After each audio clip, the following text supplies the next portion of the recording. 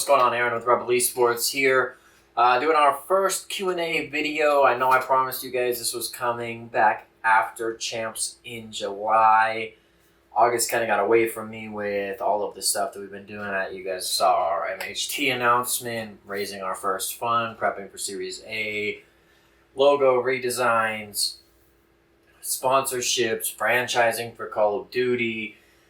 It's been hectic. So I have questions saved from the first Instagram and Twitter Q&A questions that we asked. We'll answer those. I have questions saved from the Rebel Discord server, link below in the description, probably also on screen somewhere, where you can ask questions at any time for these. I'll either answer them in there or I'll save them for a video, or both sometimes. So anyway, let's jump right into it. I don't want to take forever. Let's jump into some of the big questions first. Now that Champs is over, what's next for Rebel Esports? Listen, our Call of Duty run from Anaheim to all the way through Champs, top 24 at Champs, which is nice. Missing out by literally one map for top 16 was tough. I mean, we had probably the hardest group with United, who obviously won. They went back-to-back. Elevate and Celtic FC, Esports, the boys, was what they were previously. They won Miami just previous to this event. United won Miami and then won this event. So pools were rough, but the guys really stepped up their game. Blew everyone out of the water. But that was it. That was #LastChamps. And then we didn't know what was going on. We had franchising coming up next. What does that mean? Obviously, Rebel's not going anywhere in Call of Duty. We have a new roster coming out soon. A lot of our former roster or roster members over the past few months are actually moving on to pro teams. Minnesota, New York, LA as subs. So we've had to kind of reinvigorate, reorganize everything that we're doing. So those announcements are coming soon. We're still staying Call of Duty, Fortnite. What is next, though? This kind of touches on one of the main questions that we've been asked in every Q&A that we've asked. What games? What's the future? Where is Rebel going? So we're looking deep into the fighting game space. Tekken, Mortal Kombat, Super Smash Brothers. That's our next big push, is going to be in the fighting game space. We recently entered Halo, second place at Face It London. We finished top 16 at the Atlantic City. It was definitely not even close to what we wanted. 3-0 in pool play, and then just those Rebel brackets. Our bracket was first, second place, us, and then Carnage. Shout out to those guys, Cody. It was a great set of games. As we gear towards end of 2020 into 2021 with Infinite's release, we're still looking at Halo. We're recruiting rosters actively for that. Gears of War, Gears 5 just dropped. Gears is another big esport that we're going to look into, but I'm not really sure where we'll go with that right now. The fighting games, though, that's going to be our next big foray. Like I said, Super Smash Brothers Ultimate, Tekken, Mortal Kombat are the three big focuses that we have. And then we'll have some announcements for those coming out soon. So that's really the future. We're going to continue pushing forward and expand into additional titles. We're not just a Call of Duty, Fortnite. We're not just an FPS esports organization. And then also we have such a big focus on fitness that we're going to be doing a lot of YouTube fitness stuff. We have our fitness merchandise dropping in early November, directly after the fall merch line. So there's that. What was the inspiration behind the new logo? As I'm sure you guys have seen, the old red, black, and white RBL logo has been retired. The design, the reason, the focus behind the rebrand was to take that extra step into being able to create a lasting and reaching brand. I thought this was on mute. Anyway, it's about creating a lasting brand, something that we can take the new logo, characterize, turn into sub emotes, turn into even character designs, animations. We wanted something that was a little bit more animatable, a little bit more characterized than just the standard RBL logo. You know, initially that RBL logo came from the nutrition side. It was going to be on all of our nutrition labels. With the change and adjustments in what, you know, Rebel was, what it became, what it is now, where it's going, we just felt that a rebrand was essential to continuing the growth of the company and where it was going. So that's kind of the focus behind that. Are there plans for different merch in the future, like beanies, mouse pads, stickers, etc.? We actually do have Rebel stickers with the logo on them that are included in every order now.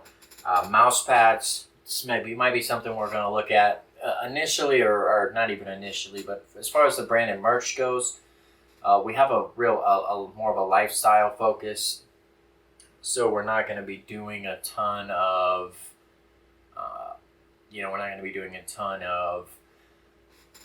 the standard smaller esports branded merchandise. You know, beanies maybe with our winter collection for sure. We're going to have at least one beanie launch embroidered.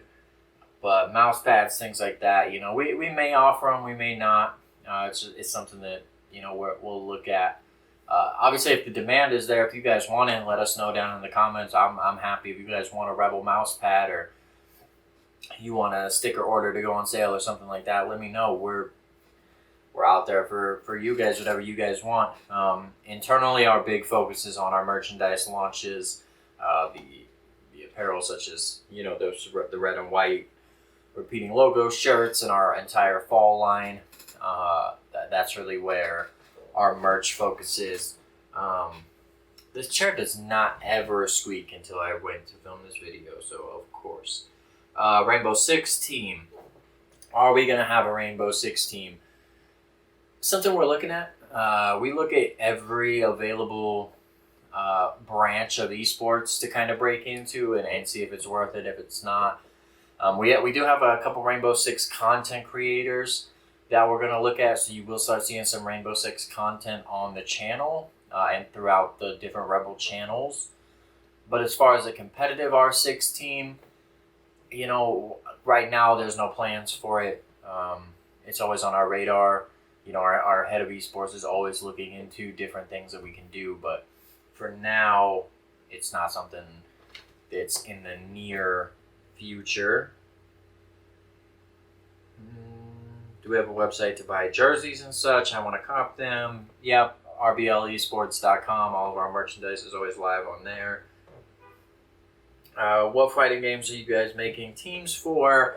You know, we talked about that earlier. Tekken, Street Fighter, Super Smash. Those are Tekken, Super Smash Brothers, Mortal Kombat. Those are the big ones. Street Fighter, kind of hard to get into.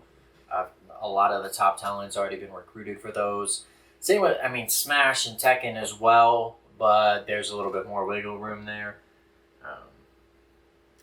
How does recruitment work? We get asked this on a daily basis between Twitter, Instagram, Discord. People are always asking, how do I make it into Rebel? How do I do this? How do I do that? We have recruitment challenges that we launch when we're ready to add new team members. So those will always be on our Twitter or Instagram. Watch for those recruitment challenges. Go into those. Other than that, we recruit our members. We're not an open organization, so really it's whose radar or what radar are you on. For any organization, not just Rebel, but any organization you're looking at, what I would say is make sure that you are building your own personal brand and content. Streams are going, you're posting Twitter clips. You know, that's the best way to get noticed by an organization is to make a name for yourself. It also gives you much more negotiating power. If we come to you then that's obviously means that we're interested in you, and it gives you the negotiating power. If you're coming to us, it's like, okay, well, most of the time, honestly, we don't know who you are.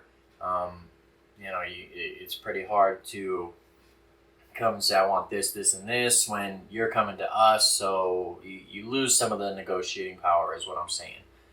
Focus on your brand and have organizations come to you. I would say that's kind of the biggest thing that's missing in East. Everybody wants to be a part of an org right now, and I don't know how to word this without sounding uppity or anything like that, but it's made a lot of the AM scene in all of these games and in esports in general trash, for lack of a better term. There's a lot of not bad, but real small orgs that take advantage of their people or don't do this, don't do that, and it gives every org in the scene a bad rap. Specifically Call of Duty, there's a lot of organizations out there that don't fund teams or overfund, or nobody really has an idea of what they want or what they're looking for, and it makes life insanely hard for what we need to do. So that's what I would say. That's my thing. A couple Instagram questions that we have from the first AMA, which was directly after champs. How did you guys feel with your pools? Specifically from an organizational standpoint, we were actually really excited about our pool. It was one of the toughest pools, but I think it was a chance for us to really prove for our roster what it was, and for Rebel, the kind of players that we get behind and attract, and what we're able to do with those. So, we did the whole David versus Goliath thing with the United. It didn't age well. Did not go the way it was supposed to be. United won, but it wasn't easy, and that was kind of the focus. Brackets, it was disheartening when we first saw it. It seems like, and I feel like everyone's this, but we seem to get bracket jerked a lot, where we're playing favorites to win, or we're Miami. We played our round one. We played the second seed going into the event. Round two, the academy team played the Fellow and crew. It was just the brackets were crazy for Call of Duty. But it is what it is. We made the best of what we had. Our bracket definitely allowed us to market better than almost any other bracket out there. We had two relatively big Call of Duty names in United and Elevate, as well as we had the boys, Celtic FC Esports. So we had great marketing for our bracket. It helped in terms of moving forward to champs. We got third in our bracket, which, there's only four, so third out of four, like we beat one other team, but that's still a top 24 finish, and I'm really proud of Glory, Gunzi, Two Real, Human Jesus, and Clink for what they were able to do at the event, previous to the event. A huge appreciation to those guys for what they did. Next question we have, when are we going to see more YouTube videos? Guys, I'm trying. The YouTube should be a focus, and it will be. We've been consistently putting out content weekly, and that's going to up as we're able to do more things like this, more of the content side, the fitness side.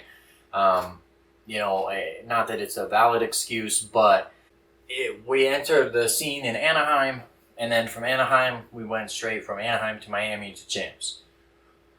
The last little bit of the Call of Duty season was back to back to back, and we're still a small organization with a relatively small team, and all of our focus was on those events and making sure that we were utilizing our resources as best as possible. And unfortunately, YouTube and content was something that we didn't put at the forefront. And coming from a marketing background myself and just understanding how it works, that was one of the big mistakes that we made. And it's been rectified, though. Like I said, we're putting out content as often as possible, guaranteed weekly content right now. sometimes 2-3 times a week, but it's all coming together, and we're really focusing and working on it. So that's where we're at with YouTube. Where do you guys get your graphics done at? We do all of our graphics in-house. Like I said, my background is in marketing, so I have access to the team through my marketing agency. So we do all of our graphics in-house, all of our shirt designs, jersey designs, all of that stuff is done in-house. What apparel launches do you have coming up? So we have the fall line, which, this was asked right after Champs, so it wasn't announced yet, but as everybody's seen, we have the fall line, which comes out the same day this video does, so rebelesports.com. If there's any left, go pick it up. It launched today. It all ships out no later than October 9th. We have 4 hoodies, partnership with Champion, 2 of the shirts, and then the stereotype crop hoodies, which I'm very happy with. And then our next drop, we have a fitness drop coming early November, which is just going to be some base level shorts and some 90s fast food inspired tank tops and shirts to work out in. McDonald's, old school Taco Bell, just some fun stuff, some fun designs that we have floating around that we wanted to use. Excuse me. So we'll have those. And then our final drop of 2019 will be Black Friday. That'll be our winter drop. It'll be 5 items, maybe 6. It'll be a much smaller drop, but on a much bigger scale, so that we can try to get more items out to people. Today, actually, as I'm recording this video, we launched the Rebel X CWL Championship jerseys, the jerseys that our team wore, previously only available to those 5 guys, and we gave 2 away at Champs, so only 8 people on the planet had any of these jerseys. We launched them this morning. They sold out. Instantaneously crashed the website. It was crazy. And I can't tell you how much we appreciate it. But this next launch, we have a very limited amount. And I would say based on pre-orders and quote-unquote back orders, this is going to sell out within the first couple days too. So in November, for our winter launch, our focus is to have less product but more of each product. So we'll see how that works out. But those are our last 2.5 merch drops for the year. And the very last question, and the one that I get asked most often, that I'll spend kind of the most time on, is what was the idea behind Rebel? Where did it come from? We've explained this in a few videos before through Twitter, but Rebel started as a nutrition company looking to sponsor players in esports. So we had an idea for a brand of supplements that we wanted to launch, and we were looking to sponsor teams. As I delved more into the esports world and looking at sponsoring these teams, I started seeing, none of these teams, large or small, short of, honestly, I would say Gen G, 100 Thieves, I believe TSM has one now, but they didn't before. And FlyQuest was really one of the ones that put a big focus on it, but none of these teams were focused on anything other than the gameplay. So we were noticing nobody was focused on physical health, nobody was focused on mental health, and longevity of careers. An esports career is one of the shortest out there, unless you're Scump or Crim or any, but it's, so Rebel started as a nutrition company. We were going to come in and focus on the nutrition. As we delved, I started seeing a lot of gaps, and that kind of changed the nutrition company and molded it.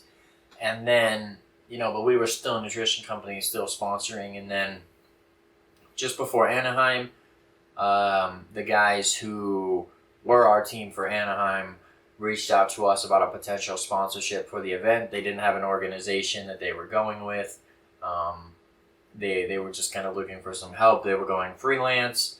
I talked with some of the people within the small organization that we were already, and we decided right there, let's shift to esports. Let's go. Let's really do this, and let's do this the right way. Between what we had available, what we were talking with, and our partners on the nutrition side being Molecular Health Technologies, we thought that we could do what needed to be done to build a solid esports lifestyle fitness organization. A lifestyle organization within the esports industry is really what we focus on, what we call ourselves. So, and that's where we're at now. You know, we 11 weeks, CWL champs. We're growing incredibly fast. Apparel is selling out. The fitness stuff through Instagram, going great. So we're just going to keep focusing and moving forward and going. So we'll do another one of these. I want to do these quite often, actually, because people ask questions all the time. But I appreciate you guys tuning in. As always, if you did enjoy the video, hit the like button. Helps us know kind of what content to put out, what not to. Check out any of the previous videos that we've launched and keep up to date on Twitter, Instagram, Facebook, all the social media sites. See what Rebel is up to, where we're going next. If you stayed till the end of the video, as a little thank you, leave a comment down below, put stayed, and you'll be entered for a chance to win one of our, I do have it, one of the white repeating logo t-shirts. We're going to be giving 5 of these away. So if you did watch to the end of the video, comment stayed, enter for your chance to win. Other than that, guys, appreciate you tuning in, and we'll catch you in the next video.